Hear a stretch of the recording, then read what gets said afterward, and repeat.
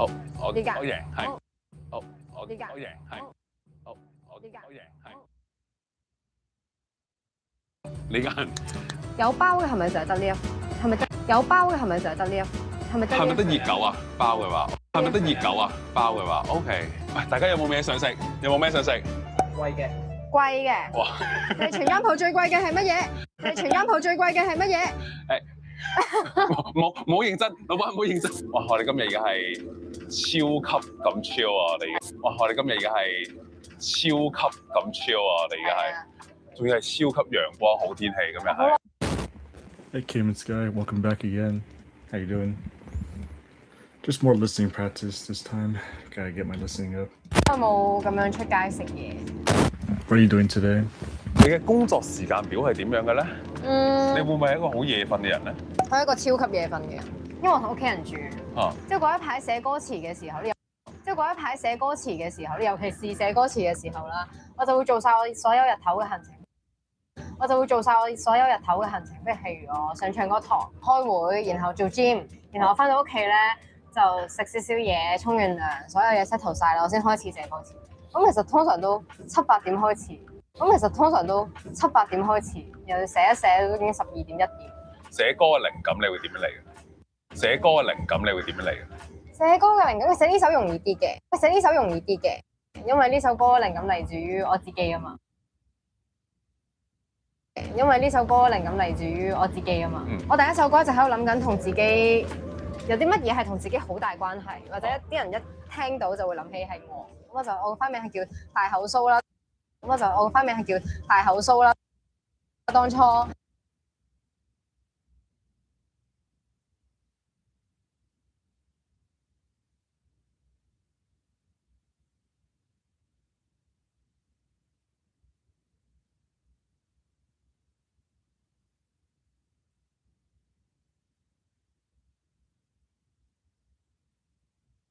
大家都咁樣叫。其實呢個花名幾時開始出嚟嘅咧？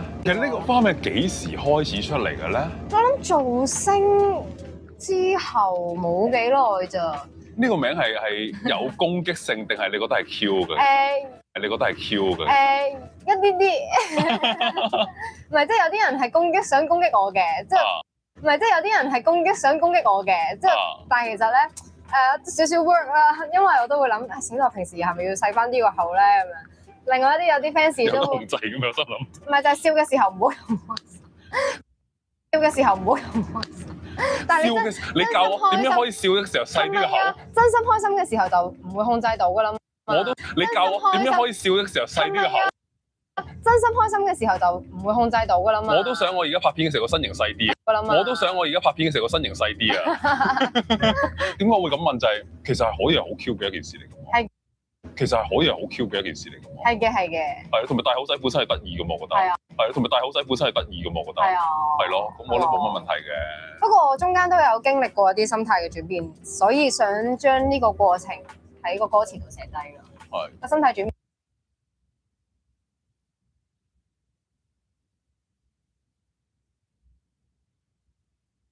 就係本身就好 care 人哋所有嘅諗法啊，然後就覺得好想收埋自己，即係有少少覺得唔係好靚嘅位，就已經好想收埋，令自己好似 fulfill 晒人所有嘅期望。但係其實要識得欣賞自己某啲唔係好靚嘅位咯，或者其實係好靚嘅位，但係某啲人一講你就好冇自信，其實就唔係太好。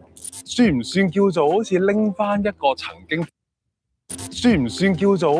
翻一個曾經自己會介意嘅傷口，又唔算傷口嘅？算嘅，算添。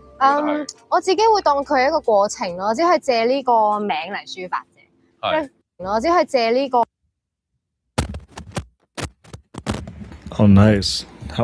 Must have been fun. What kind of holiday is it? Is it more of a festival kind of thing, or it's a day off on a Thursday? Wow, that's nice. 個名嚟抒發啫。有一期就好在意所有人嘅 comment 啊，令自己。And after it's all over, now it's time to grind with the languages. 想做到人哋心目中嘅女團或者 artist 嘅模樣，我自己都有追團啊、韓團啊。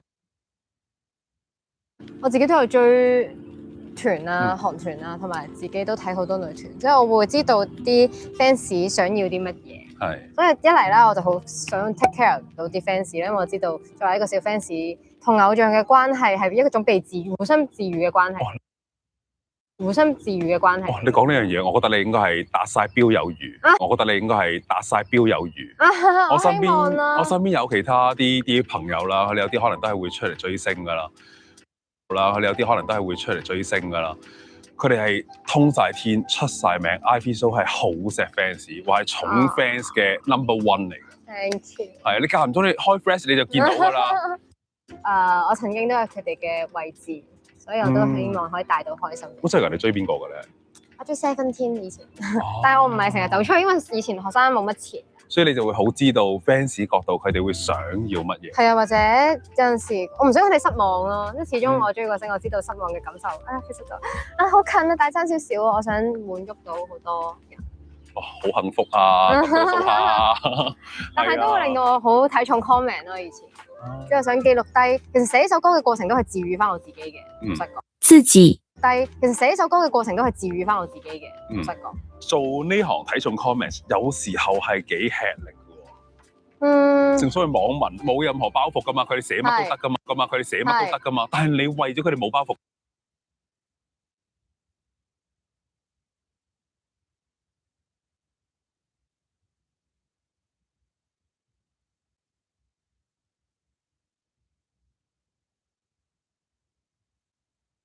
嘅説話而令到自己有壓力。其實好多時候我都唔知自己係真係唔 care 啦，定係心態轉變咗定係心態轉變咗成熟咗，定係自己揞住咗某部分。好啦，從前嘅蘇亞南係點嘅咧？從前啊，我覺得就係揞住咯，匿埋咯。我覺得我都算係一個逃避嘅人嚟，即係我有大壓力嘅時候咧會逃。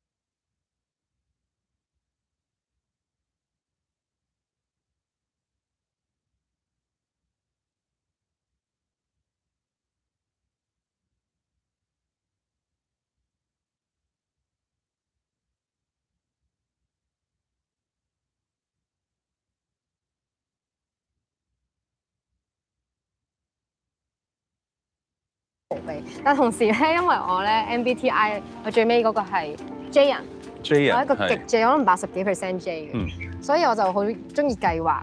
所以我逃避嘅時候咧，其實我心入邊係一直好 struggle 嘅，我就覺得自己應該要 plan 啲嘢，繼續去計劃自己嘅未來，但係同時我又好想逃避嘅時候，咁就變咗好 struggle。咁與其不斷逃避啦，我而家就會揀直接面對咯。OK， 所以而家就係面對啲 comment。係啊。但係可以點面對啊？最近一個好深刻嘅 comment 係點？最近一個好深刻嘅 comment 係點？其實多數係關於啲歌啊或者演唱上嘅。Welcome back, Neil. What's the game plan today for you? 或者講揀歌啱唔啱咯？即係好多 fans 覺得應該出啲咩歌啊？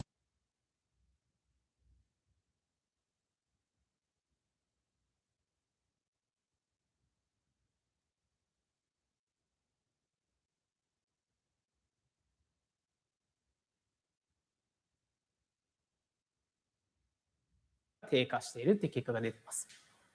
使うようになっちゃった。そういう子は成績が低下しているって結果が出てます。使うようになっちゃった。そういう子は成績が低下しているって結果が出てます。で、希望となるのがこの一番右のグラフですね。もうこの最初で希望となるの。I guess just get more listening in for like the hard languages and do some more vocabulary acquisition. But so you're not going to study anymore? You're just chilling now? この一番で希望となるのがこの一番右のグラフですね。もうこの最初1時間以上で使っていた子たちが辞めることできたらどうなるか。使用しなくなった、あるいは1時間未満に減らすことができる。 It's alright. Yeah, chill. Appreciate you chilling with me. でききただとこれに減らすことができただとこれ上昇に転じてますね。本当で逆に1時間以上使い続けに減らすことができただとこれ上昇に転じてますね。だ。本当で逆に1時間以上使い続けるとやっぱり下がり続けてしまう。I don't believe in study grammar, ironically, because I usually just rely on putting words together and creates meaning. っていう結果が得られてます。だ。そうか。するとやっぱり下がり続けてしまうっていう結果が得られてます。そうか。じゃあ希望があるってことですね。はいやめたら学力はそこから伸びるよってことですよね。はい、まさにそこなんです。ここが我々教育関係者あるいは親御さんにまさにそこなんです。ここが我々教育関係者あるいは親御さんに課せられた課題であると考えています。ちなみにこの内訳用の人数見てみるとであると考えています。ちなみにこの内訳用の人数見てみるとこの1時間以上使っていた子たちの中でやめると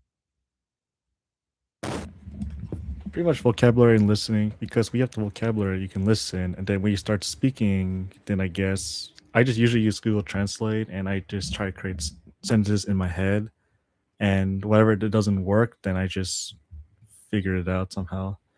Japanese and Korean, that was a little challenging. I pretty much had to start with very baby sentences and just add up from there. Like I do Google Translate. Like for example,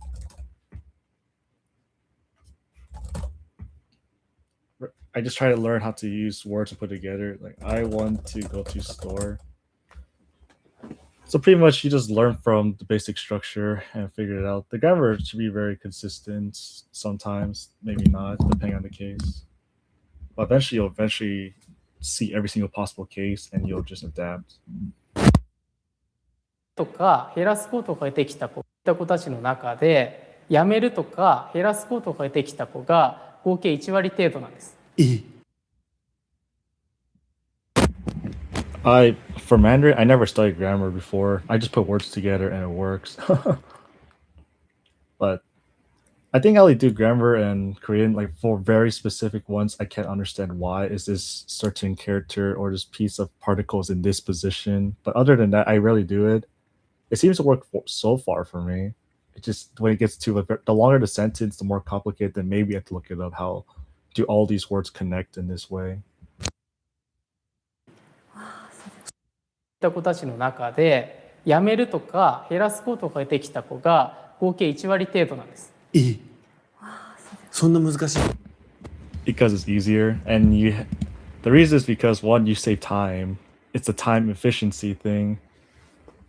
You can contextualize grammar provided you encounter it enough to be honest. Yeah, you can pretty much assume, right? Because when you see it so many dang times, you just know where it's gonna happen, and all you pretty much do is monkey see, monkey do. Like you hear it so many times, you're just gonna say whatever the native speaker is gonna say. Okay, he said this at this situation, so that means I can use it as well if it makes sense to me. But technically, only your brain can determine if it makes sense. But in order for the brain to accept those conditions, it needs to hear enough that your brain says, okay, now I'll finally allow it into your brain. それしかいないんだ。 Yeah, the method. Because, I'd rather just spend the time listening and vocabulary, because spending time in grammar is not really that useful depending how advanced you are. Because if you just start small and you add up the words, then it'll just get easier. ほっといていると勝手にやめるなんていうことはほとんど起こらないっていうのがもうデータで出ているんですね。ほとんど起こらないっていうのがもうデータで出ているんですね。これ使用しなくなったよりも一時はほとんど起こらないっていうのがもうデータで出ているんですね。That's good. It's just how I do it. Honestly, I think what you can get from me is I'm more of a how to teach you how to listen, like increasing listening comprehension as fast as physically possible. But if speaking as fast as physically possible, maybe I'm not the guy for you. I can only give you the general idea.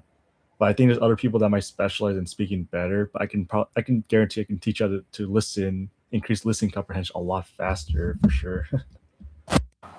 これ使用しなくなったよりも一時間未満に減少の方が1時間未満に減少1時間未満に減少の方がグラフとしてはいい値っていうのは、やっぱりいきなりやめましょうではなくて徐々に減らしていくっていう方がやめましょうではなくて徐々に減らしていくっていう方がいいっていうことなんですか？ここは一つ解釈になるので確定的なことは言えないんです。ここは一つ解釈になるので確定的なことは言えないんですけれども、おそらくこの使用しなくなったっていうのはもう取り上げられちゃったんだろう。この使用しなくなったっていうのはもう取り上げられちゃったんだろうなということなんですね。だから自分で制御するんじゃなくて、もうトップダウン的に親がもうことなんですね。だから自分で制御するんじゃなくて、もうトップダウン的に親がもうそんだけやっちゃうからダメ。これはやっぱり正しい対策とはならないんだろうなっていうことを私は反映してるんじゃないかなと。しっかり話し合ってだろうなっていうことを私は反映してるんじゃないかなと。しっかり話し合って徐々に減らすことができるっていうのがこの私は反映してるんじゃないかなと。しっかり話し合って徐々に減らすことができるっていうのがこの点線の1時間未満の方に反映減らすことができるっていうのがこの点線の1時間未満の方に反映されてるんじゃないかとは考えてますね。なるほどな。子供たちが自分で考えて、自分でこれぐらいにしようって思うこと、行動に移すことが大切なんですね。まさにそこだと思います。はい。わかりました。では、榊さん、新常識まとめていただけますか？と思います。はい。わかりました。では、榊さん、新常識まとめていただけますか？はい。スマホのリスクを知り、使いすぎに気をつけようです。スマホのリスクを知り、使いすぎに気をつけようです。これスマホのアプリで勉強するっていうのは逆にどうなんですか？これスマホのアプリで勉強するっていうのは逆にどうなんですか？これは家庭の単位でもそうなんですけれども、より大きいところで、もう学習指導要領の単位でもそうなんですけれども、より大きいところで、もう学習指導要領の時点で、いわゆるギガスクール構想と言われるもので、子どもたち、いわゆるギガスクール構想と言われるもので、子どもたち一人一人にタブレットだったり、クロームブックが今配られている状況なんですよね。クロームブックが今配られている状況なんですよね。で、これが自治体によって方針がまだバラバラではあるんですけれども、割と多くの自治体ではこのタブレットを家に持って帰って、それで宿題のタブレットを家に持って帰って、それで宿題をやるなんていうことも始まってきていると。じゃあそういうデジタル機器を使った学習が子どもたちの脳にしていると。じゃあそういうデジタル機器を使った学習が子どもたちの脳にどういう影響を与えるのかと。まさに今ここが我々に課された課題なのかなというところを与えるのかと。まさに今ここが我々に課された課題なのかなというところで研究も進めているところです。じゃあこれからなんです。進めているところです。じゃあこれからなんです。はい。さあでは榊さん、続いてのトピックは何ですか？続いてのトピックはこちらです。スマホを使わない生活。無理です。無理ですね。捨てるしかないもん、そしたら。無理ですね。捨てるしかないもん、そしたら。無理ですよ。仮にじゃあ捨てるっておっしゃいましたけど、捨てて生活できますか？無理です。っておっしゃいましたけど、捨てて生活できますか？無理です。捨てられないですね。仕事がほとんどそこに集約してるんで。収入がほとんどそこに集約してるんで。収入を失います、捨てたら。ほとんどそこに集約してるんで。収入を失います、捨てたら。どうしたらいいんですか？そうですね。私自身もこれだけリスクについてまず知ってもらうことは大切であると。なんだけれども、これをもう捨てるとか使わないとか、そういった極端なことは私も必要ないだろう。極端なことは私も必要ないだろうと考えてます。なぜならこのスマホっていうのはただの道具ですよね。っていうのはただの道具ですよね。この人類というものは古来から道具ですよね。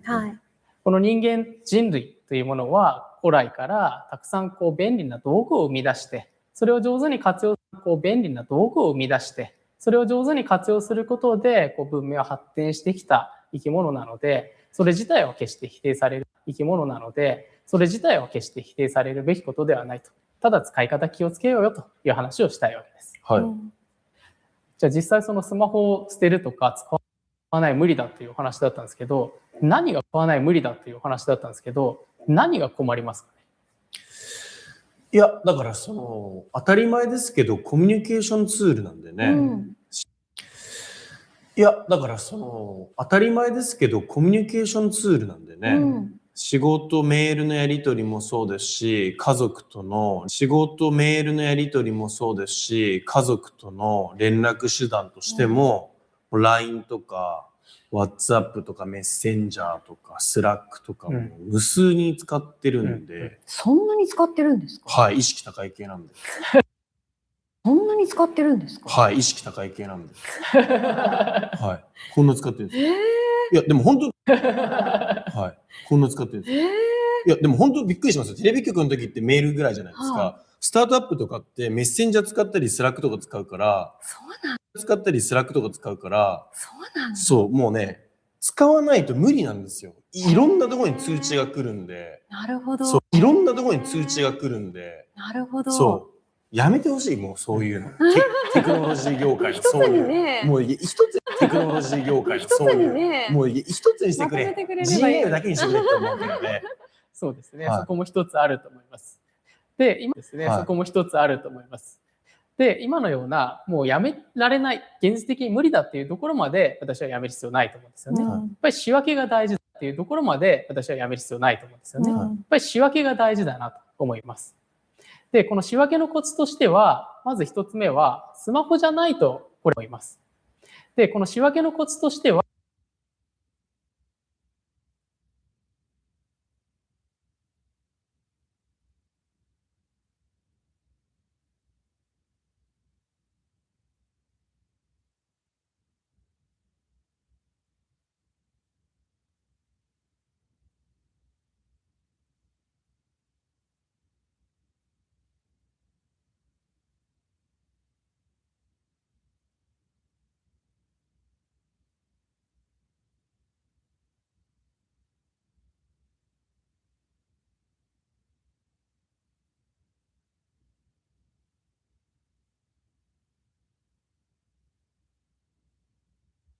まず一つ目は思います。で、この仕分けのコツとしては、まず一つ目は、スマホじゃないとこれはできないのかなということ。で、もう一つは、その行動が楽をしてもいいことなのかと。この2つの基準で切り分けてもらえるといい。2つの基準で切り分けてもらえるといいんじゃないかなと思います。ちなみに私もこのスマホを使わない生活を体験したことが、実はあって、その結果ぜひ見ていただきたいなと思います。で、これは左側が私の生活で、もう一人編集者の方もやっていただいたんですけれども、私は1週間丸々スマホタブレットいただいたんですけれども、私は1週間丸々スマホタブレット等のネット機器一切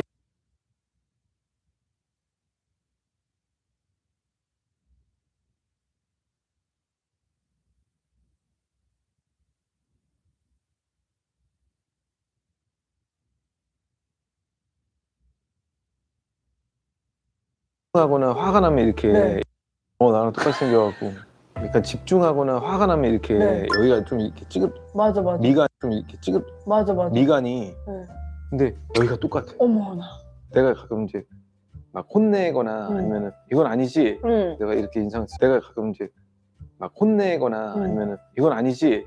내가 이렇게 인상 쓰면 갑자기 이러고 있다가 아빠 화내지 마요 이런 얘기가 아니라 가까이 갑자기 이러고 있다가 아빠 화내지 마요 이런 얘기가 아니라 가까이 오더니 내 여기를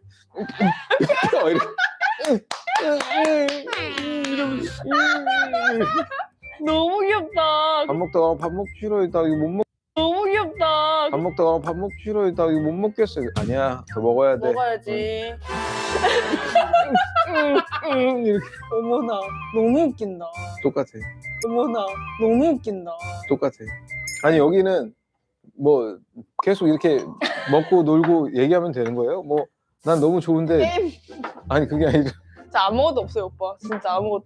그러니까 유튜브 선배님 해리 선배님이 말씀해 주시는 게 정확했어요.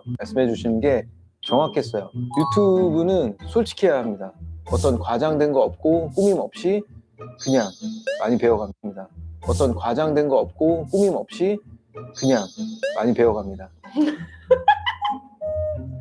다른 채널 많이 나가봤잖아요. 달라요?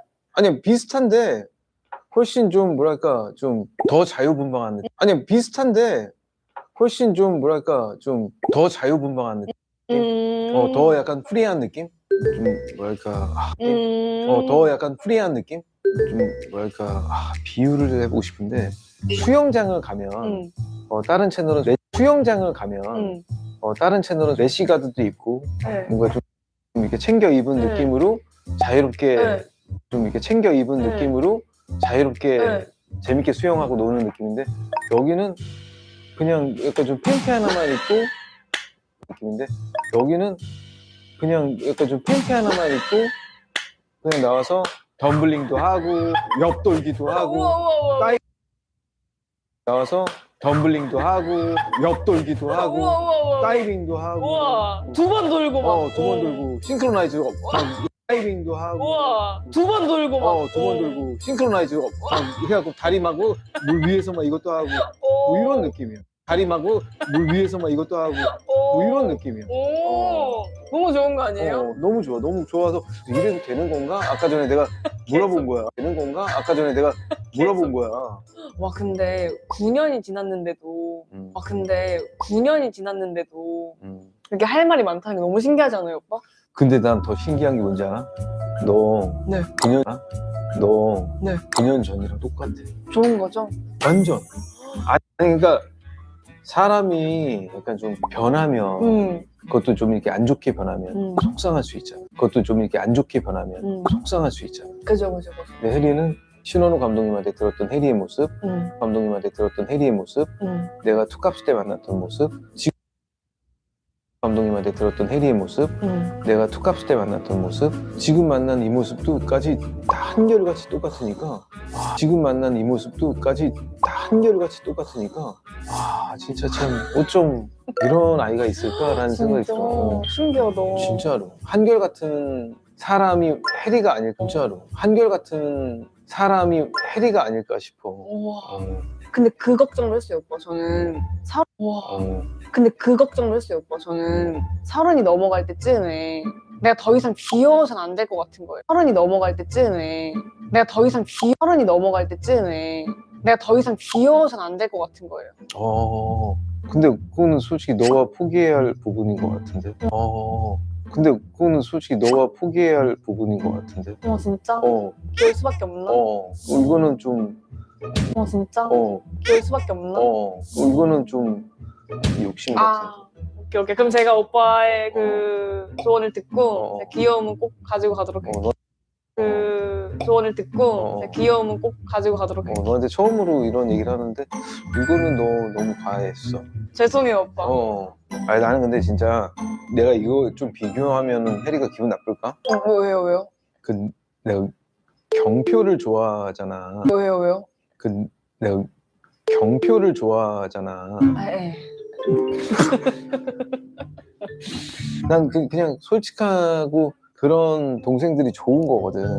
근데 거기에 이제 경표가 있다면 남자엔 남자의 경표가 있다면 남자의 경표가 있다면 나 너무 싫어. 잠깐만. 너무 비교해서 미안한데. 그게 아니고 그렇게 너무 비교해서 미안한데. 그게 아니고 그렇게 묶이는 거 난 잠깐만요. 그러니까 내가 그래서 내가 좀 남자엔 고경표가 있으면 여자엔 해리. 잠깐만요. 남자엔 고경표가 있으면 여자엔 해리. 잠깐만요. 그냥 나만의 생각이니까. 그러면 진짜 불리할게. 그냥 나만의 생각이니까. 그러면 진짜 불리할게. 근데 좋아해요. 저 경표 오빠 좋아해요. 내가 얘기하는 의도는 이제 너무 알죠. 좋아해요. 내가 얘기하는 의도는 이제 너무 알죠. 난 혜리가 그래서 좋아. 너무 좋아해요. 저도 경표 오빠 좋아해요. 너무 좋아해요. 저도 경표 오빠 좋아해요. 까불지 마. 와 오늘 사실 진짜 9년 만에 저희가 만나가지고 여러 가지 얘기를 하면서 회피를 풀어봤는데 이제 오빠를 보내드릴 시간이 되었습니다. 그래요. 벌써 어느덧 그래요. 마지막 클로징 질문을 제가 해보도록 할게요. 네네. 오늘의 TMI는? 오늘의 TMI? 네. 뭘 하지? 뭐랄까 호박을 심었습니다. 너무 TMI인데 어디요?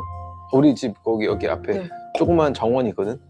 우리 집 거기 여기 앞에 조그만 정원이 있거든?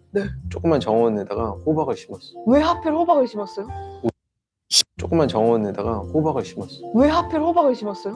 우리 첫째 딸이 호박, 그 빨간 호박 있잖아. 우리 첫째 딸이 호박, 그 빨간 호박 있잖아. 그 신데렐라 호박? 할로윈데이 할 때 그 호박. 신데렐라 호박? 할로윈데이 할 때 그 호박. 그 호박을 너무 막 어머나. 보고 싶다는 거야. 그래서 어머나. 내가 이거 좀 심으면 교육에 도움이 될 것 같아서. 자, 심고 같이 땅 도움이 될 것 같아서. 자, 심고 같이 땅 파고 봐봐. 예원이가 파봐. 하고서 주워줘 이렇게 하고 열흘이 됐거든. 네. 싹이 이렇게 나왔고. 싹이 이렇게 나왔고. 벌써? 그럼 그게 빨간 호박이 되는 거예요? 나중에 커서. 내가 어제 비료를 줬으니까 점점 더 크겠지. 뭐 직업이 점점 더 크겠지. 뭐 직업이 농부? 몇 개예요 오빠 지금? 아니 근데 뭐 배우, 뮤지컬 배우, 가수, 아니야. 농부. 그냥 나는 사실 그냥 생각을 하는 게 첫째, 둘째도 있고 우리 와이프도 있지만 그냥 이게 특별할 것 없던 세상에 우리 가족들을 뭐지? 만나서 뭐지? 행복한 적이 생겼어? 모든 게 추억이 생겼어?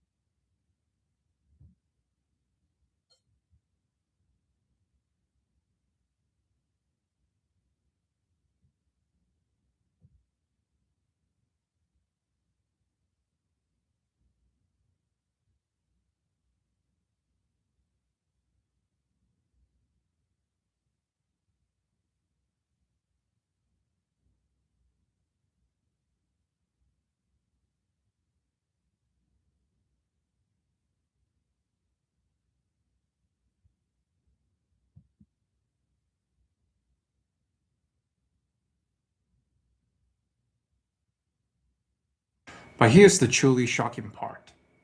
That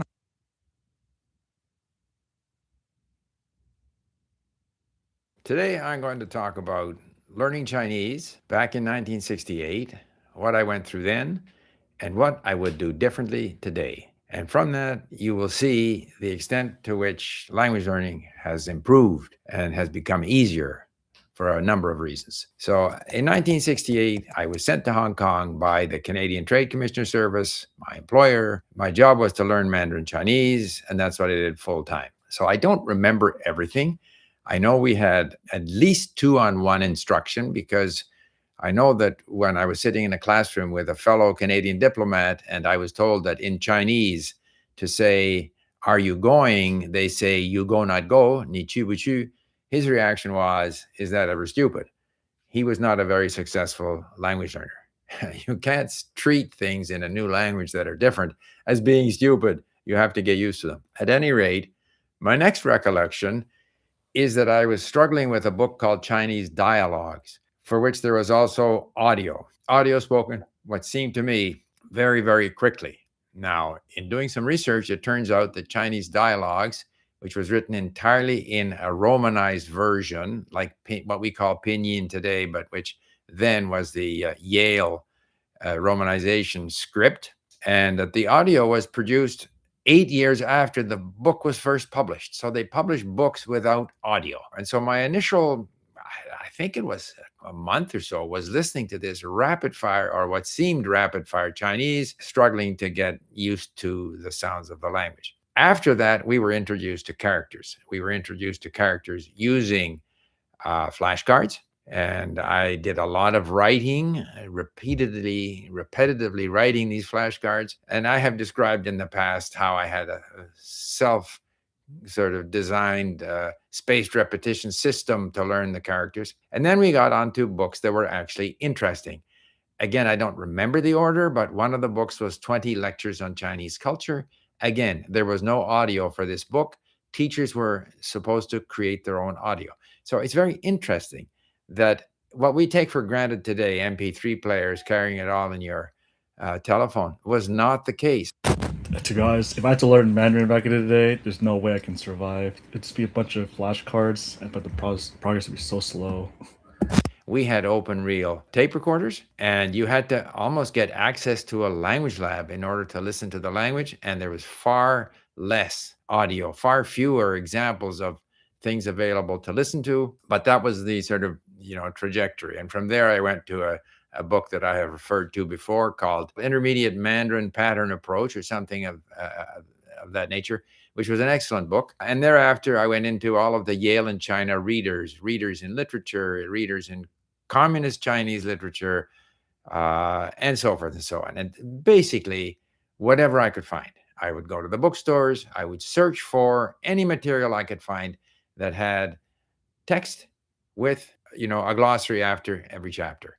And I would just practice writing the new words that I came across, but I had limited opportunity to listen.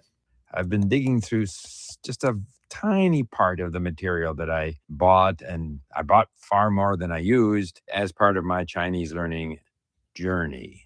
So obviously these flashcards were a key part of learning how to write. I've explained that. I bought all kinds of dictionaries that I hardly ever used, but of course I was a Canadian government employee, so they paid for the dictionaries. This was a textbook entitled Selected Readings in Chinese Communist Literature.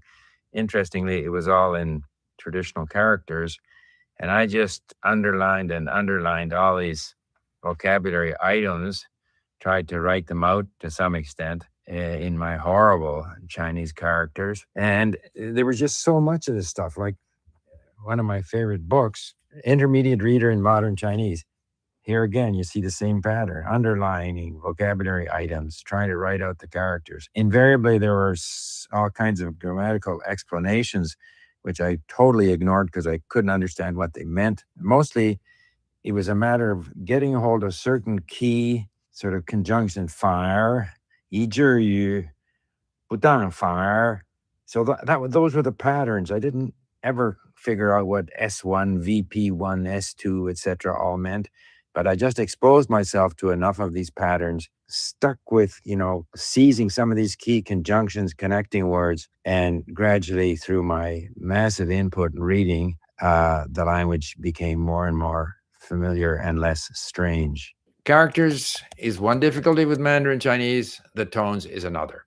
And I remember that a major breakthrough for me was when my teacher gave me a cassette tape of xiangsheng, which are these comic dialogues, which I listened to over and over and over again, even though I couldn't understand more than 30 or 40% of it. And I certainly didn't understand the various historical and literary references.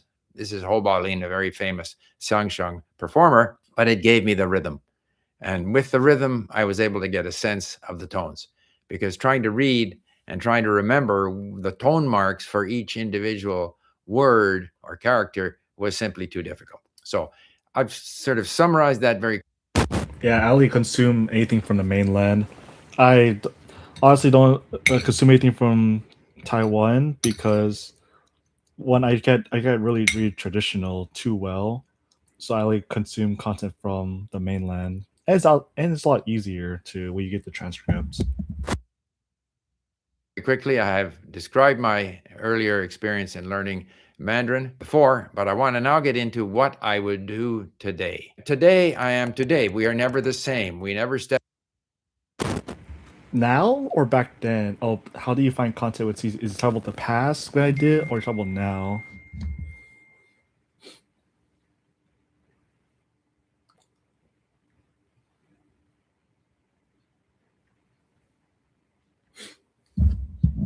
Now, you simply just Google. Sorry, wrong thing.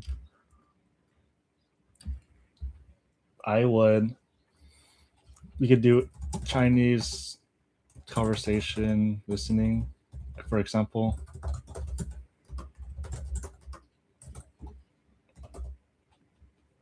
And then there's a filter, and then you can see subtitles CC. You pretty much just look for anything that is Chinese, that has Chinese subtitles. You might have to look through a little bit, but depends on the channel.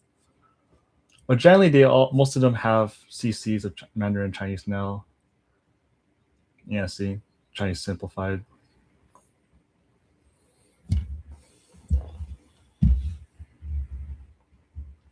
Step in the same river twice, as Heraclitus said. So I'm different. I have a favorite place to learn languages, and it's LingQ. So that's where I would go. And I would not only see a tremendous array of potential, learning content to choose from, and the ability to bring in content from elsewhere, but I would also find various types of functionality that would make learning Mandarin much easier today than it was back in 1968. I would start with the mini stories. I would do the mini stories in sentence mode. I can ask our AI at LingQ or elsewhere, what are the most difficult patterns for learners of Mandarin? And we would get a short list of the most difficult structures in the language. I can ask our AI at LingQ for a list of conjunctions, and that then becomes a lesson. So I consume content only for natives, but sometimes Mandarin Corner, I would consume it. When you get to the highest level, you want to get into the most native possible. Like, what would the person from mainland China use? Once in a while, I'll go to Mandarin Corner just because they have medium intermediate content, but there's always some kind of gap you find that you can learn from it. Not that you don't learn that much depending how high you are, but there's always something new you'll learn. Actually make my grammar questions and the answers to my grammar questions into a lesson and deal with some of the grammar that way, as opposed to the very complicated, diagrams and special abbreviations that were used by my teachers in explaining grammar in Chinese, all of which explanations I ignored, and I just exposed myself to more and more of the language and underlined and circled and those kinds of things. So certainly today I would look for podcasts on subject of interest to me. I would probably, if I'm not confident that I know what to ask, say in YouTube or Google, I would translate it at Google Translate and search for podcasts on Chinese history, or maybe an audio recording of something from Chinese literature, or maybe geography of China, or whatever I'm interested in, I would search for audio and text in that material, which I can then import into LingQ. With my experience with Xiangsheng, and by the way, over and above what I was shown by my teacher back in 1968, subsequently, I have maintained my connection to Mandarin, and particularly, some 20, 30 years ago, by Yeah, no problem. Ask anytime. when I was in China, buying CDs of Xiangsheng, CDs of the famous classics of Chinese literature, CDs on Chinese history, and I would just massively listen to these. Now, I think if I could find text that corresponded to that audio, I would probably try to import that into LingQ, or I would simply import the audio and let LingQ create the transcript, which may not be 100% accurate. And I would then continue to use LingQ in conjunction with a lot of listening away from the computer. The big thing that has changed compared to when I studied Mandarin is obviously the access to digital text, the ability to look things up, the ability to ask AI for grammatical explanations when I want them on questions that are of interest to me, the portability of audio, the ability to be anywhere listening to whatever I want, and then to come back and read that same material, looking up words and saving the words with all the additional functionality. One app that I would certainly buy if I were learning Mandarin today is Scritter. We can export our saved links at LingQ into Scritter, and there you can practice, with your hand on your iPhone or your Android, tracing the characters, the stroke order. And there's a number of functions at Scritter that are tremendous in terms of, reviewing your characters and getting to know them better. It's worth exploring. So that's certainly one of the apps that I would use, which would make learning characters a lot easier than it was back in 1958. Just as I bought more dictionaries than I needed, I would probably buy more apps than I need in order to explore different ways of learning Mandarin, because the one thing that hasn't changed from when I was learning in 1968 in Hong Kong and what I would do today is that I have to find my own resources. And I definitely would recommend that to anyone, regardless of the language. Find content of interest, find apps that work for you, explore the language, take the initiative, not only to, learn the language and spend the time with the language, which you have to do, but also to find all the resources that can help you learn the language. Basically, so that's what I did back in 1968, which is almost 60 years ago, and what I would do today. This video was triggered by a comment from one of my listeners commenting on my video about learning slow. He or she said, that's not what you did for Mandarin Chinese. So I want to point out that when I learned Mandarin Chinese, I was paid for by the government, but I didn't spend my time worrying about how quickly I would learn.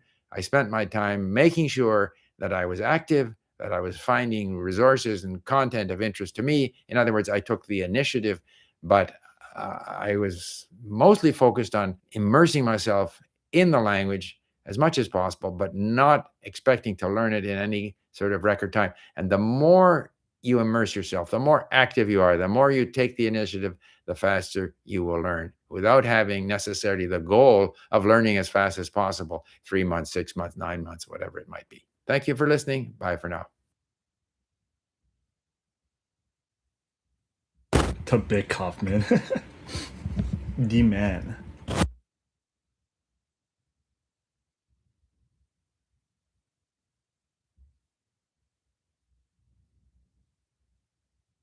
This year, I have been able to reach one of my most wildest dreams that I never thought possible, which was getting fluent in my 6th language. And in this video, I want to share with you the 5 things that I really wish someone had told me before embarking on the journey itself. The very first point that I want to raise is that fluency does not cure imposter syndrome. Different studies show that imposter syndrome actually raises the more that you get more skilled in a certain field. I felt like such a fraud being able to pass the DELE C1 exam for Spanish last year, but then being faced with a real life situation in which I was at a Latin social dancing event And there was this woman who was from Mexico, and she introduced herself, and the whole time she never knew that I spoke Spanish because I felt like such an imposter.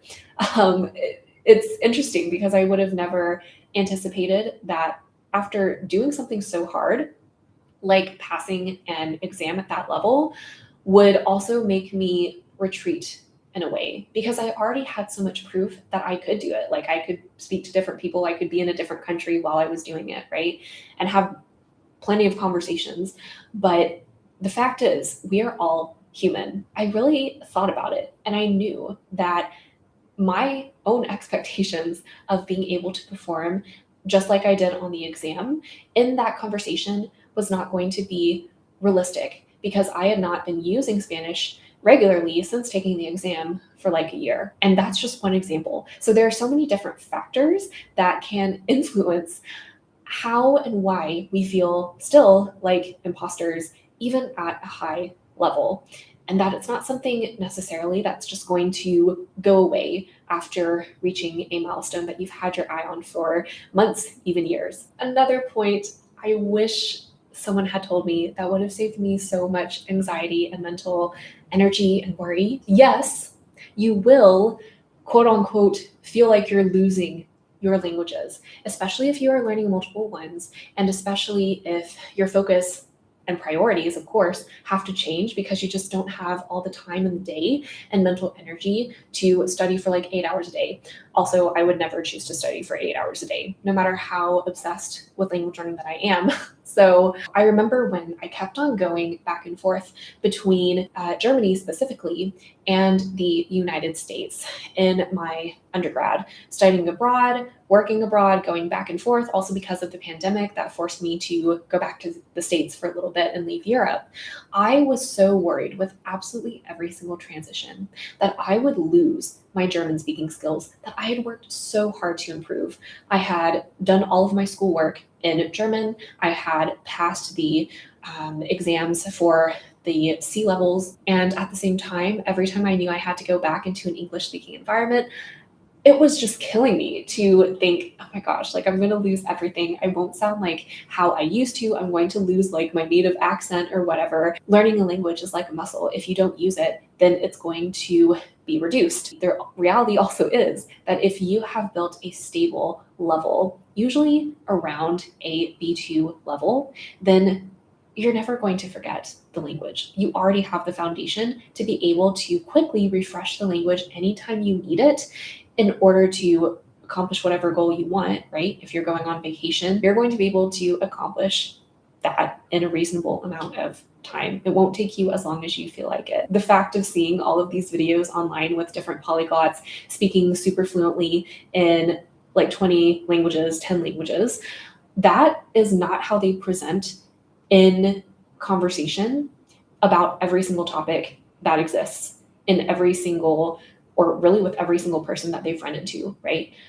Different people are going to have different energies, which is going to influence how we talk to someone, even though we are highly competent in whatever we're talking about, right? And that goes for any level, not just being fluent. Also, with the fact of we're humans and we're all going to have off days, like we cannot maintain every single skill and every single language at the same level throughout our lives consistently. That is just not realistic.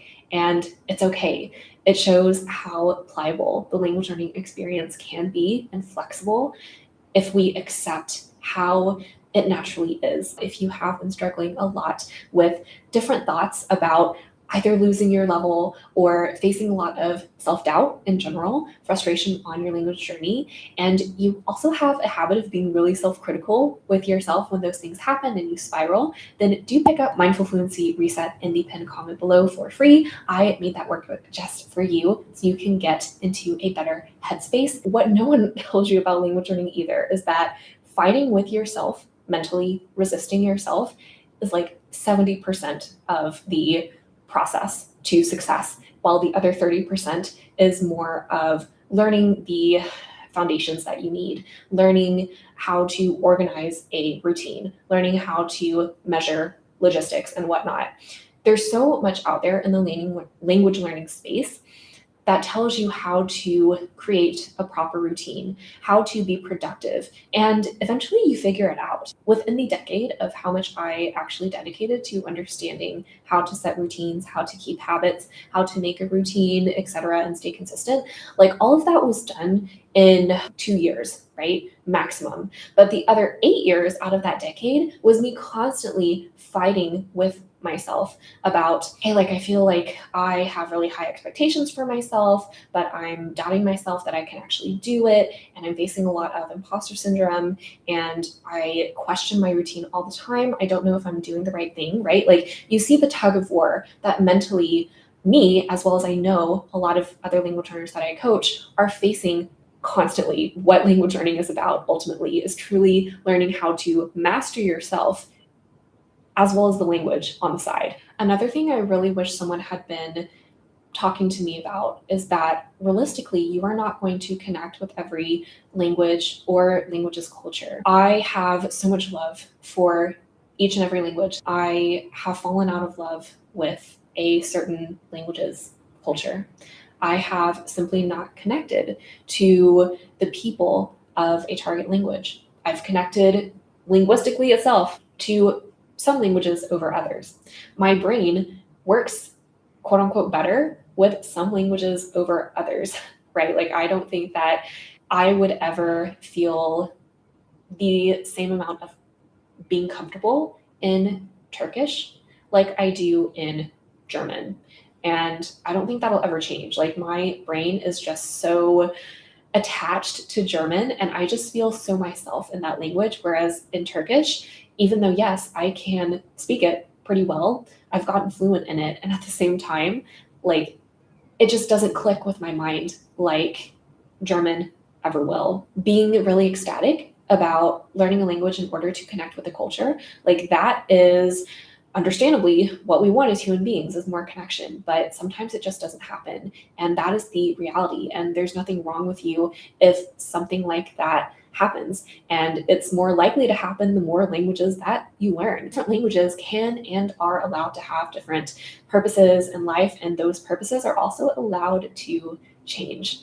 So give yourself some grace on that if you have also ever experienced this. The next thing I want to add is in remembering my previous, 20-year-old self that wanted to get like 3 C2 certificates or whatnot in different languages, thinking that that would actually make her happy. And now that, no, I don't have certificates in C2 all around, right? I've taken different steps, different classes in order to get to the level of fluency that I want to be at. But no one really talks about the fact that the process that you go through in order to reach that goal is way more important than the goal itself. And that is something that, even though it sounds so simple on paper, that also reiterates that sometimes the most simple and most repeated things in life are the hardest to integrate into our own lives. That has definitely been my experience with language learning and learning to enjoy the journey at every single step. As I said before, language learning is mostly fighting with yourself and trying to master. Do I ever read novels in the other languages? No. I'm not a big reader, honestly.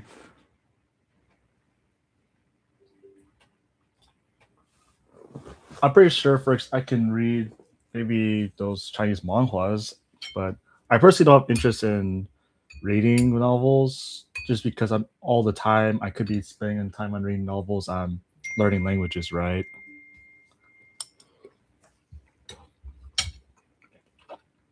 If you like novels, it's a really good goal. I'm just personally reaching for the conversational portion.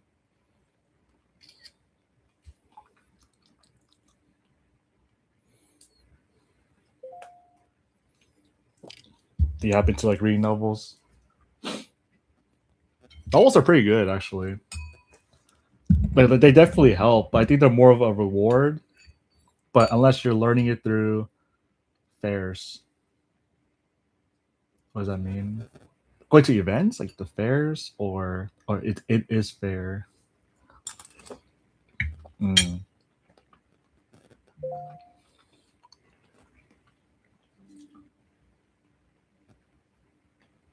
Hmm. Yeah, it's pretty good. That's good.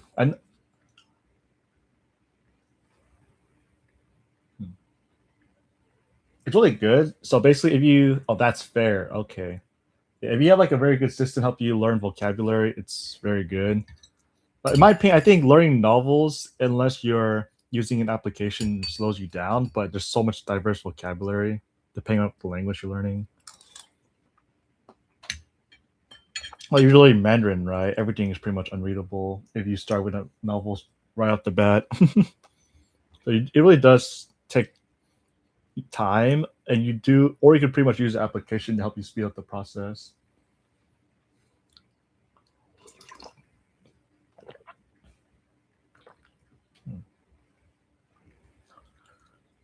I use loots a lot, just save the word I don't know, highlights, and just keep reading.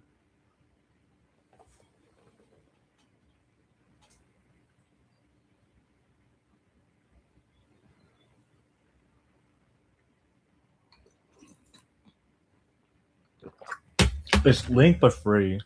Loots. Oops.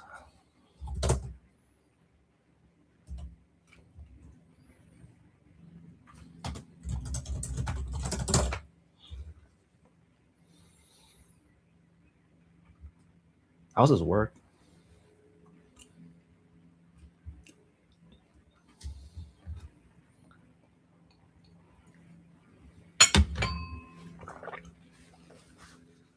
Oh.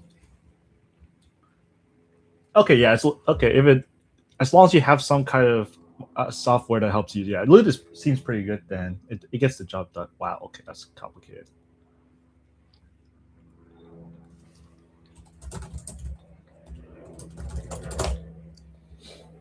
Best free tool for language learning. Yeah, I can definitely probably agree. If it does, even though free alternative to Link. Okay. Hello everybody. Some time ago I made a video about an app better in so many ways. In fact, the creator of Loot reached out to me and asked me if I wanted to make a video on it, and I want to remember, I just click on it, for example here, kochte, and I quickly see the definition. I see that the base form of that verb is kochen, so I save it as a parent term. Oh, God. And then I save. I guess like the only downside is you're sacrificing time just for the extra like few dollars you pay for Link, because you have to manually type the definition when Link can just give you options and let it do for you. Well, either way, it's free, but you just pretty much sacrifice just a little bit of the time just to do it. But it's good. It seems like a good application. Translation for it. For example, I could say past of cook, and I would save it as a term that I want to learn. You can even look up an image so that I remember it more easily, and then I'll save it and I'll keep reading. Each time I come across this word and successfully understand its meaning, I will just use the numbers on my keyboard, or I can also use the up and down keys to just go up and down until the word is green and finally well known. The last thing I wanted to make clear is that Loot. I've seen people people opting for Link, for audible content like videos and stuff, but yeah, because in my opinion, Link is just one stage, and then you either use Loot or Link to get the reading comprehension, the words, and then you transition that information into listening, because listening and reading are just two separate. But without the words, you really can't listen. So you can't understand, you can't acquire the word. So you do need Loot or Link to start. It is very customizable. You can find some of those customization options on the manual. With the last version, you even have different themes that you can apply. So you can make it look like Apple Books. If you go back to reading, you will see different font and colors. You can even write lines of code yourself in this section to make the font bigger among a whole range of things that you can customize. There are some things I didn't mention because I wanted to focus on the most important changes and make a short video, but... It seems legit though. I actually did use some kind of software for Vietnamese, but I completely opt out of it because for Vietnamese, usually it's like a 2-word and that becomes 1 word. And some softwares, every software that exists could not identify a whole Vietnamese word until LingQ recently. So I don't think anything rivals LingQ in terms of for the Vietnamese language. So if you do Vietnamese, ever do LingQ, but every other language, I guess, is a good option as long as you're okay with doing manually typing the definition. All right, I'm gonna be right back again. Let's see.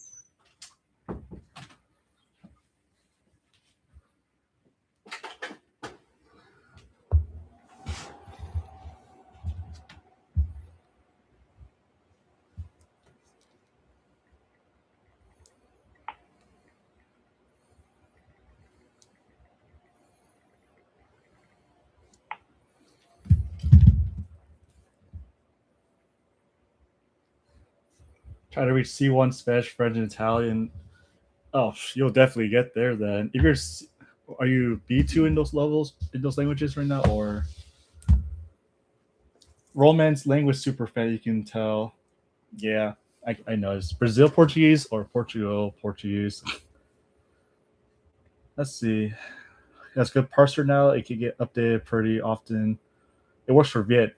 Oh, okay. So that's pretty good then. If Viet works for it, it'd be way down the line if I ever was to pick up Viet. Oh, yeah, you're way beyond me then. So I definitely believe in you then. If you're saying it, then it must be true. Portugal Portuguese. Okay, nice. I'll let you explore loot for yourself. You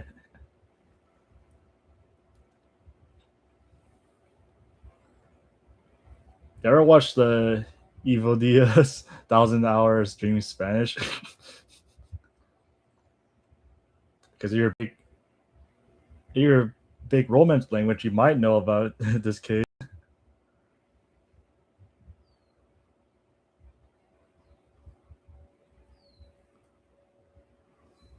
What's up, grinders? Welcome back to the channel. I hope you're ready for the 1,000 hour streaming Spanish update. We are up to video 21 in this series. Check this out. This has been going on for over a year. If you're wondering why this is video 21 now, it's because the first video was actually me just doing a reaction. Me neither. I'm not really a big fan either. I don't really watch it, but it's just kind of funny. I could start playing it as white noise in the background now. But hearing these cases are interesting. Streaming Spanish. Have you ever used streaming Spanish?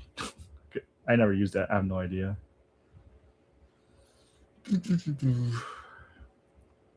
Why you shouldn't aim for fluency?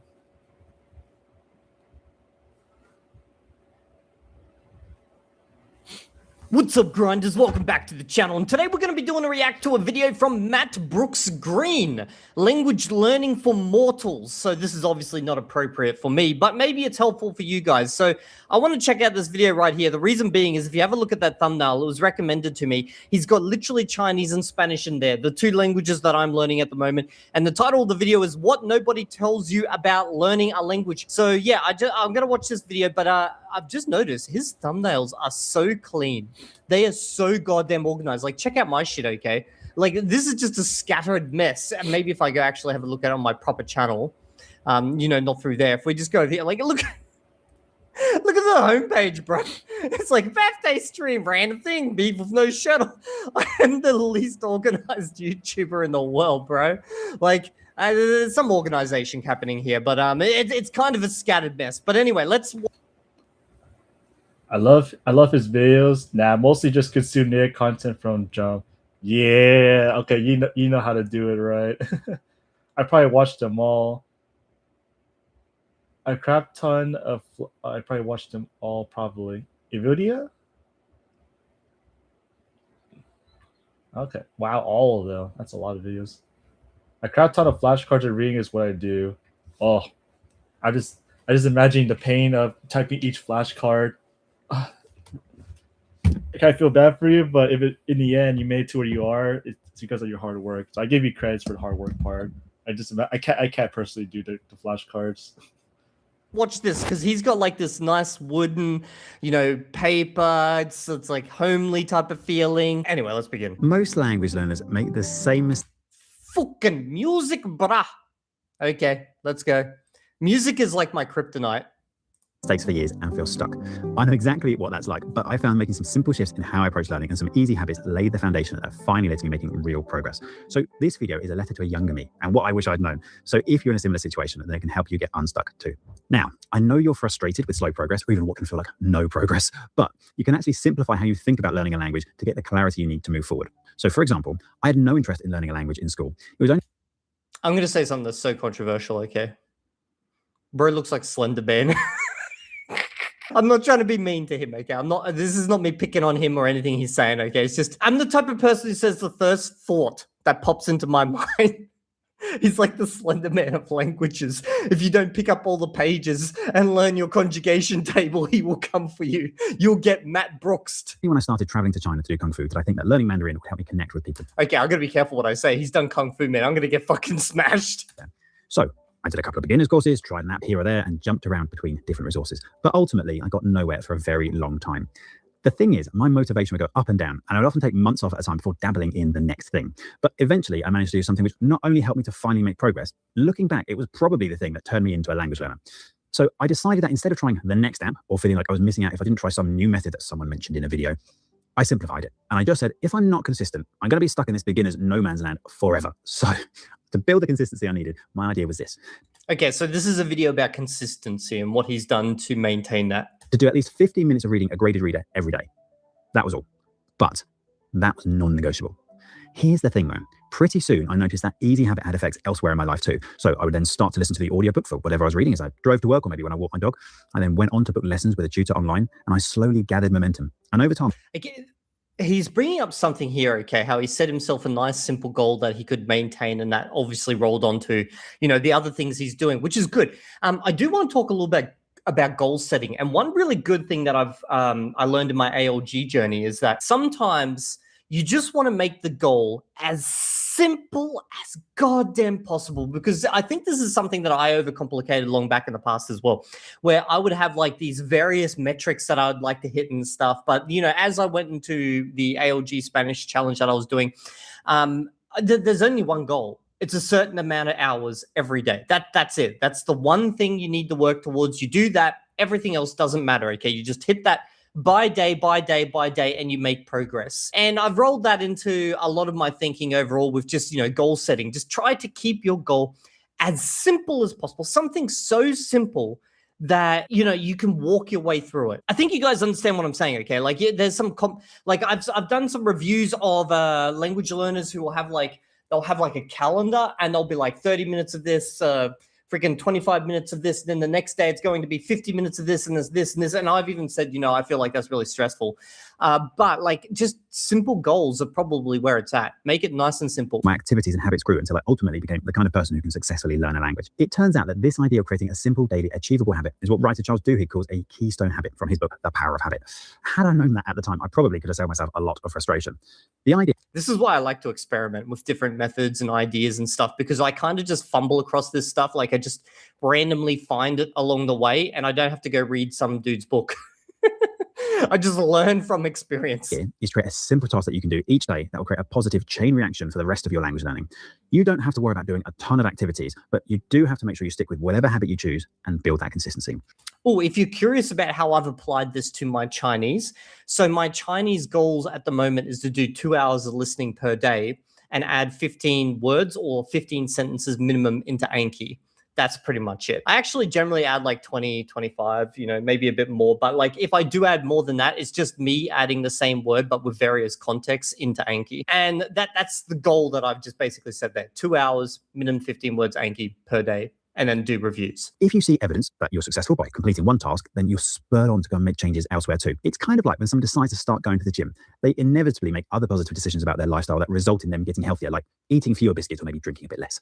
If you think the task you have to do today is get fluent, well, that's a pretty big ask. But if your daily habit was something like always listening to a particular podcast in your target language, or maybe watching a short YouTube video and then reading the transcript for it, well, those don't sound quite as hard to get started. There's one thing I want to point out, which is correct with here, okay, about if you achieve the first goal, you're more likely to achieve other goals you've set yourself. And the way you can do this is like set the easiest goal to get it done first. Because once you have that little bit of success at the beginning of the day, like my easy goal is that I just finish Anki before I literally get out of bed. You know, I just quickly do all my reviews before I get out of bed. And that kind of just sets the rhythm for the day. And I've noticed on the days where, like, for whatever reason, maybe someone's come to the house, like freaking, they're doing an inspection of the fucking fire alarms or whatever in the house. Okay, like those days I miss that. It kind of throws everything out of whack. So it's good to just like have like a little success early on in the day. Whatever you pick, make it something that you think you can do over the long term and ideally enjoy. Or if not, find it at least satisfying in some way, and then see what changes that makes in other areas of your life. But before you get carried away with adding too many things, focus on maintaining that keystone habit first and make that non-negotiable. Ultimately, fluency isn't about talent. It's about building the right habits. So that keystone habit will build your consistency. I also don't like to talk about fluency because fluency is not a point that you reach. Like, you never know when you reach fluency. You get better and better at different aspects of the language until a point where, for most aspects, you're able to just automatically use and say and understand in the moment. But then there'll be other parts which you don't quite have. It's like, it's not just one, you know, Monday you're here, you're not fluent. Tuesday, you're not fluent. Wednesday, boom, you're fluent, baby. You finally did it. You reached that magic number for fluency, okay? Like, that doesn't exist. I wish they can just magically just all of a sudden say, I finally reached fluency. But technically, you really never know. you only just assume based on how many continuous conversations you had, and you seem to not misunderstand what the other person's saying. I think from there, you're pretty good. Like, they understand you, you understand them for like a long period of time. God knows how long. There's really not really a way to quantify it, because there's always going to be a case where you might not understand what the other person's saying, right? You might say you're fluent, and one day you might be in a hospital, they say a word you don't even know. There's always going to be one word that holds you back. So aiming for fluency as a goal, it's undefinable. Like, well, maybe you could say your version of fluency is a B2 certificate, and once you pass a B2 certificate, then you're fluent. Okay, like maybe that's how you define it, but like it's a pretty bad goal overall because there is no defining. Yeah, I know. Technically, the tough part is what is the definition of other people's fluency, so that when they ask, "Are you fluent in this dang language?" you gotta give them an answer.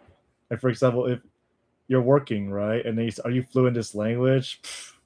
Yeah, that's the tough part. Exactly. It can go as broad as you can. It can go beyond the workforce. It can be beyond the cultural aspect. But if you can if you talk, you understand. Okay. Honestly, I think like a perfect way to be fluent is either throw yourself in a country and you stay in the country for a while and you didn't have to use English, or you work in a company in that target language for a certain amount of time, maybe 6 months to a year. If you pretty much use that language fully, then I think you're pretty good. What is yours? I don't even have a definite fluency. Is that if it's equal to my native language. So even for even English, fluency is like super high. Like there's fluency and then there's how many languages can you speak, right? So, but do people really assume when you say how many languages you speak, does that mean fluency? So it's a pain in the butt. So I'll say fluency is pretty much a language that's equal to your native, which is pretty hard. In other words, you can probably sit down, just watch anything you want, listen to anything you want. That's pretty fluent, right? Yeah, it's fine. It's hard to tell fluency because you could be like intermediate and you could survive the country no problem for like 20 years, right? That's definitely fluency. It might not be as equal to your native, but maybe it could be used in the survival aspect. It's always gonna be in the survival aspect. Seriously? Oh, right, because you're French, so but your English is the language you learn exactly. But you can survive daily life with just English, right? Yeah, okay. I wish I could say B2, and then there's always gonna be all the haters in the world. So, because like Steve Kaufman, he says B2 is technically fluency. It's all you need. And then there's all the scholars that are super educated with degrees that say, "Oh, but you're not at the college level, so you're not fluent." No, B2 is like the perfect metric. You're right. B2 is like the perfect metric to say you're pretty fluent in the language. Yeah. The real test is like you in that country. But that's for fun though. For fun, if I can get my other language to the same level, yeah, yeah, exactly. That's all you need. Exactly. B2. We could just make a cult and say B2 is all you need for fluency. Just don't tell other people that to their face. They'll be offended. Say no, that's not enough. Moment at which you reach that. Set more like realistic goals. Like, my goal is that I will do 2 hours per day for this year, or my goal is I will completely read this book, or I will completely watch this movie. Something like that. Yeah, a lot of foreigners do. For example, live in Asia, definitely with A2. But technically, they have to use a lot of hand gestures, so they're more dependent on hand gestures and social cues, maybe. Yeah, but if you ever just want to sit down with someone and have a chat, you can't really do much with A2. You can only say basic phrases, but when you try to get to more deeper conversation, that native speaker is standing up and walking away. Oh, yep. Honestly, B2 in A language is pretty good. Like, that's a really good goal. Yeah, if it's Asian languages, oh yeah, you best be B2. Maybe Romance languages A2 is pretty good because it's pretty similar to English. You can guess most of it. CRFR doesn't really apply to all languages. Okay. Actually, that's European. That's a European test, right? That's why it's so much better just to not compare yourself and just learn the language. And when you go to the country and you survive it, you use the language, and then you can say, "I speak that language."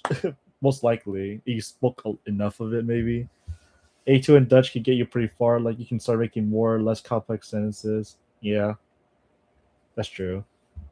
Dutch is similar to English. That's like the advantage of Romance languages and Germanic.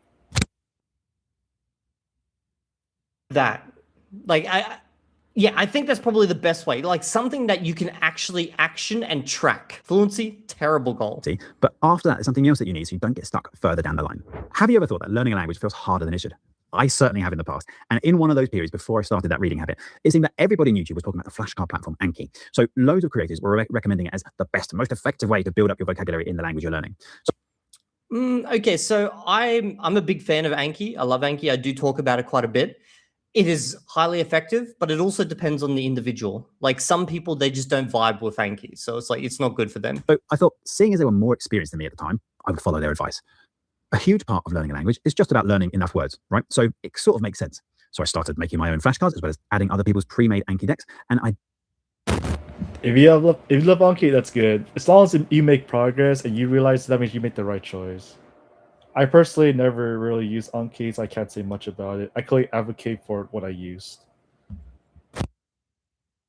Did my best to try. I don't recommend using other people's decks. I really don't recommend this. I know this is a big thing, and like everyone does this with Anki, but I feel like the creation of your own cards, that is where you actually get some value. That's where you actually learn a little bit. So like, let's say if I was sentence mining him right now, which is, I find some sentence he uses that I like and I want to implement into my English and improve my English, okay? If I go like type that out myself, as I'm typing it out into Anki, I practice it a little bit and then I add it in. That's the initial, I've actually started the process of learning it. And then when I'm doing the reviews for it, I'm more reviewing and reinforcing it as opposed to just learning it. When if you grab some random deck from the web, and it just like it randomly asks you how to say this. You've never seen this before.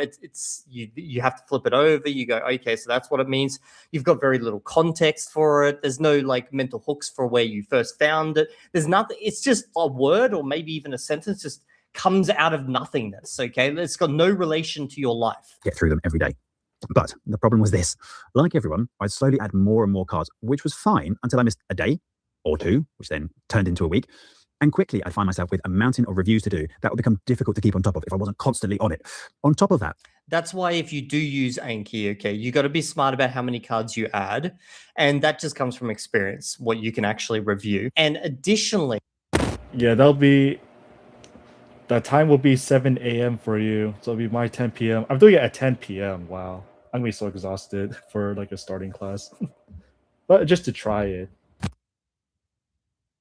Okay, this comes down to that whole consistency thing. Anki punishes you if you're not consistent. So it's basically, it's one of those applications where it's like, it holds you to account. If you don't do it, you will know you didn't do it because it will just start stacking up and there's no forgiveness here. The best you can do is just delete your deck or don't add anything and just keep doing reviews until you get it down. So it's kind of good in that way.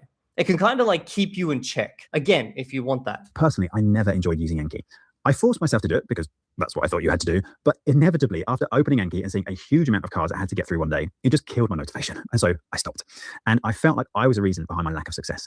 But that's not the whole story.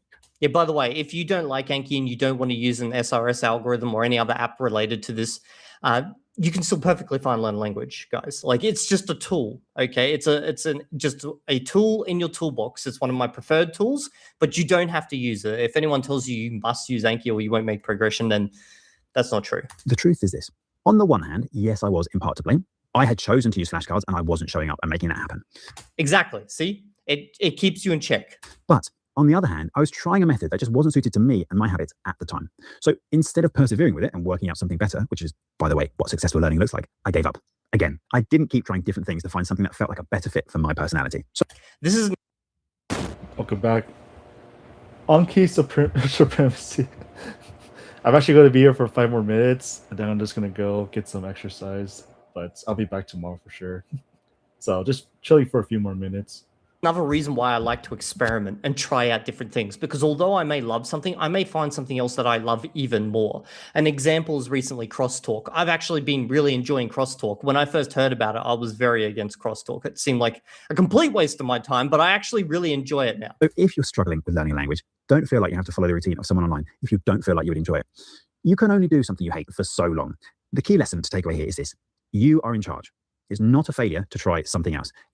Also, if you do hate something, don't just like reject it out of hand. Like this is something I have to tell myself because I kind of did this as well with crosstalk. I rejected it out of hand because I assumed based on the premise of it, I would hate it. Try it out for a bit.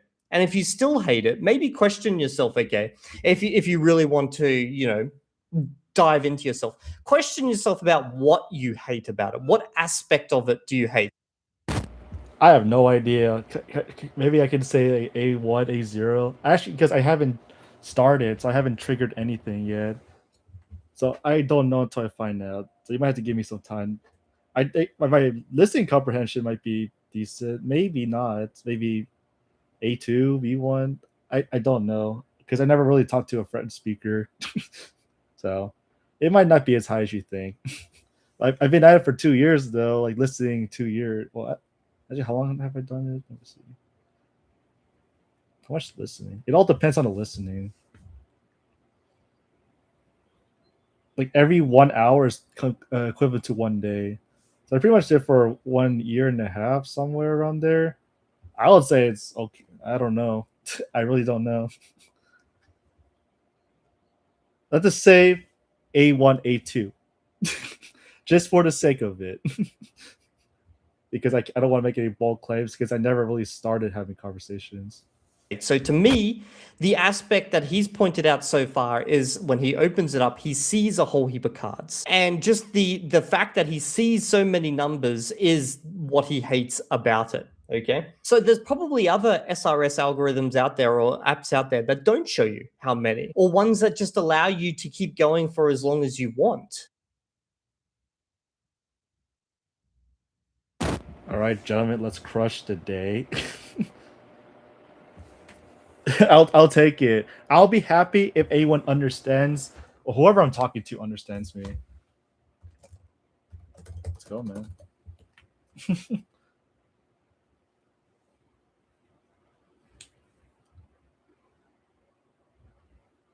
Oh no, I'm too shy for that. I'm in your case for English. Technically, I use the classes to give me the confidence, so I don't have the confidence at all. So I need to go get. I'm pretty much paying for the confidence, ironically, and correction. So give me some time. There's always ways around these things. So just like investigate essentially what you are not vibing with. In fact, you're getting more experience and learning about what works for you, making you more successful in the long run. So you're not getting it wrong if you're not following someone's advice to the letter. And if there's something that you haven't tried but appeals to you, definitely give it a go. I found journaling to be a complete game changer for me, but maybe you want the certainty of understanding grammar rules in more depth, or even if you want to speak from day one and socializing motivates you to keep going, then go for it. Life is too short to worry about what people on the internet think at the end of the day. So take charge of your own learning and find out what works for you. Now, if you struggled with learning a language before. All right, guys, I'm going to end it here. I got to go take care of my health now. So Neo and SD6N, you guys enjoy your day, your night, and yep, hopefully see you guys tomorrow. So you guys take care now.